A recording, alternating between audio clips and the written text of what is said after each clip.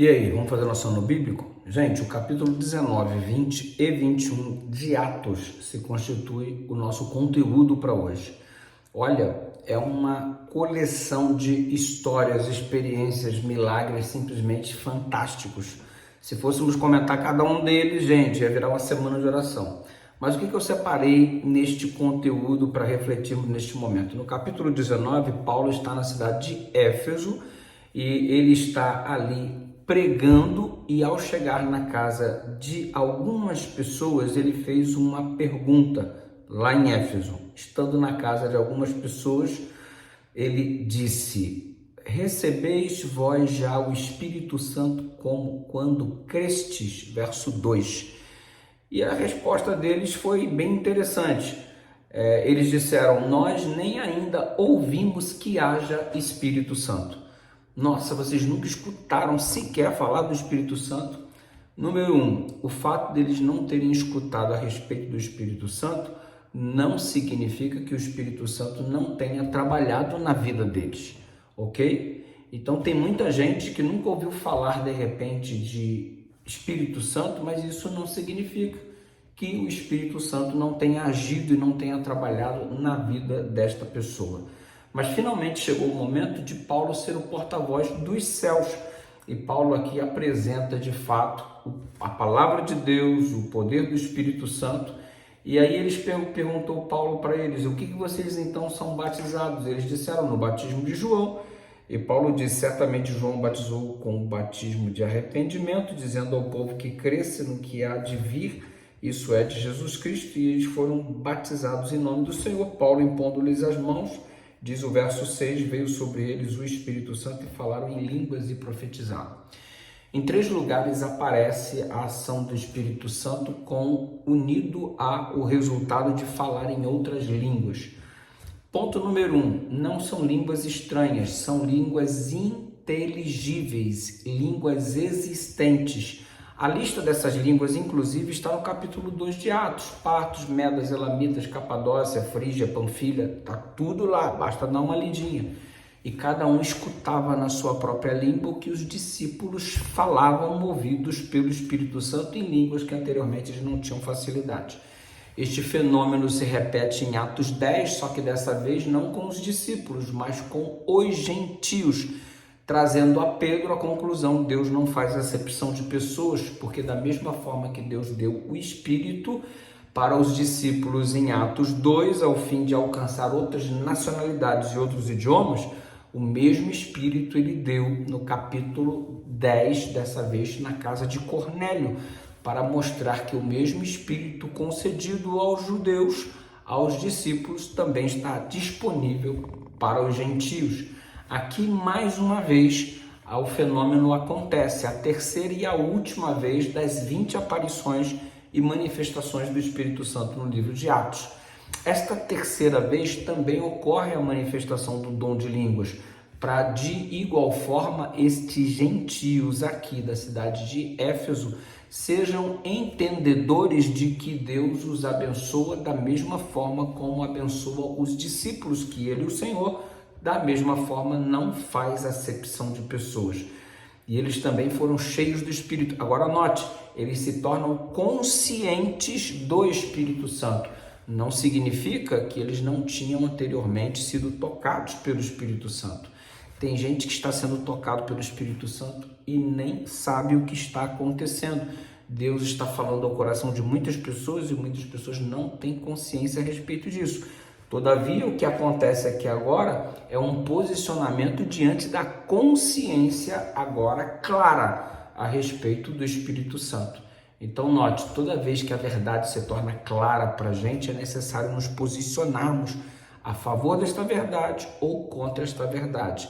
Se a verdade tem batido a porta do seu coração, o seu posicionamento é a favor ou o seu posicionamento é contra? Que isso fique bem claro na sua mente. Isso tão somente no capítulo 19. Avançamos para o capítulo 20, a história que chama muito a atenção é do rapazinho que estava dormindo na janela. O nome dele, Eutico. Verso 9, estando um certo jovem por nome Eutico, sentado na janela, caiu no 3º andar tomado de um sono profundo que lhe sobreveio durante o extenso discurso de Paulo e foi levantado morto. Note, o primeiro discurso de Paulo foi muito longo, né? Paulo, se delongava bastante nos seus discursos. Há muitas pessoas hoje que não gostam muito de discursos longos e tudo mais, mas enfim, eu não vou levantar essa discussão aqui, porque Paulo era conduzido pelo Espírito, era o Espírito que determinava para ele o que ele falava ou deixava de falar, ou quanto tempo ele pregava, um homem plenamente usado. E obviamente, se você não quer escutar um longo sermão, você tem todo o direito de levantar e sair, de pegar e dormir, fazer o que você quiser. Enfim, assim como Paulo era livre para pregar o quanto queria, as pessoas eram livres para decidir ou não se assistiriam todo o período ou apenas parte dele. E assim, irmãos, nós temos que participar desta forma consciente de culto, ok? Você adora e se você não quer adorar, você levanta e sai e tudo mais. E, enfim, você observa que Paulo fez um longo sermão e esse garoto aqui, ele adormeceu e caiu da janela. Ei, deixa eu te falar uma coisa, ele estava dormindo. Eu queria só fazer uma aplicação aqui secundária, né?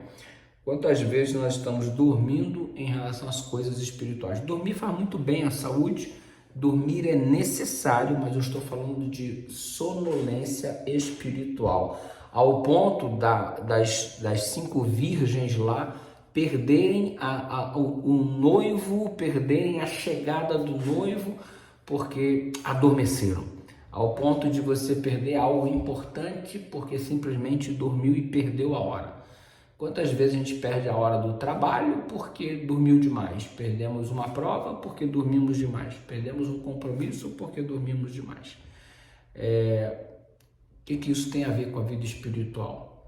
Por que a gente às vezes adormece espiritualmente, ficamos numa letargia espiritual ao ponto de ficarmos insensíveis ao que ao nosso redor estava acontecendo?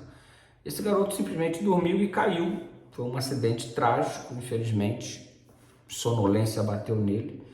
Agora, trazendo isso para a vida espiritual, quantas vezes estamos adormecidos e tragicamente estamos experimentando uma contínua queda na nossa vida porque nós não estamos nos ligando no que está sendo apresentado e que é muito importante, e às vezes espiritualmente estamos adormecidos. Que sirva de alerta.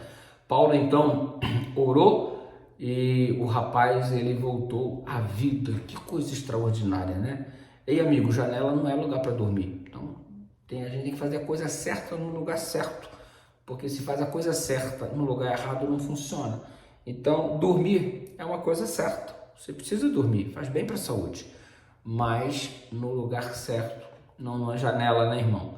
E o resultado foi triste a princípio e regozijante adiante, quando o menino então ressuscita. Você percebe que a multidão perceberam que, levando o jovem vivo, a Bíblia diz assim no verso 12, e ficaram não pouco consolados, ou seja, ficaram muito consolados, muito felizes. Você dormiu no lugar onde não deveria dormir, caiu onde não deveria cair. O resultado foi trágico. Se você ficar dormindo no ponto, em lugares onde você não deve dormir, o resultado pode ser bem trágico em muitos aspectos da nossa vida. Não durma no ponto na sua vida espiritual, no seu relacionamento interpessoal, no seu desenvolvimento profissional. Não durma no ponto, não vacila, acorda. E Paulo saiu dali para o desenvolvimento do seu ministério, pregando assim em muitos e muitos lugares. Você pode observar o capítulo 21, quantos lugares, Chipre e Fenícia, e foi de navio, enfim, muitas coisas acontecendo com Paulo, ao ponto de no final do capítulo 21, ele está ali já preso, né? Prestes a ser julgado, a palavra foi lhe dada e o capítulo termina assim: e havendo-lhe permitido Paulo, pondo-se em pé nas escadas, fez sinal com a mão ao povo e, feito grande silêncio, falou-lhes em língua hebraica, dizendo. Aí esse dizendo aqui, o que ele disse? Vai saber só amanhã, lindão. lindona, porque aqui se encerra o capítulo 21 e amanhã nós vamos ver o que Paulo disse nessa circunstância de aprisionamento. Este homem extraordinário que fazia a diferença aonde ele estava. O que Paulo disse? Amanhã tem mais. Graça e paz, amanhã tem mais. É o nosso Superando Bíblico. Estamos juntos.